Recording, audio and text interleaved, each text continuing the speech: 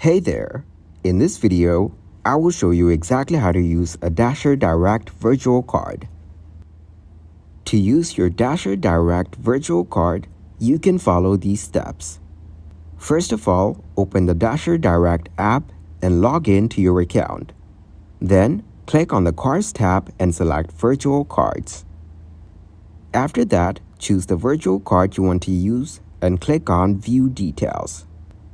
Now click on Copy Card Details to copy the card details to your clipboard. Then use the copied card details to make online transactions. The Dasher Direct card works like a regular prepaid debit card.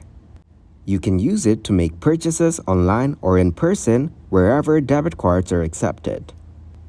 If your Dasher Direct card allows it, you may be able to withdraw cash from ATMs. Now, check the terms and conditions for any associated fees.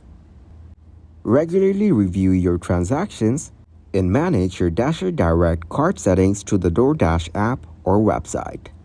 Thank you very much for watching, and don't forget to like the video and subscribe to the channel.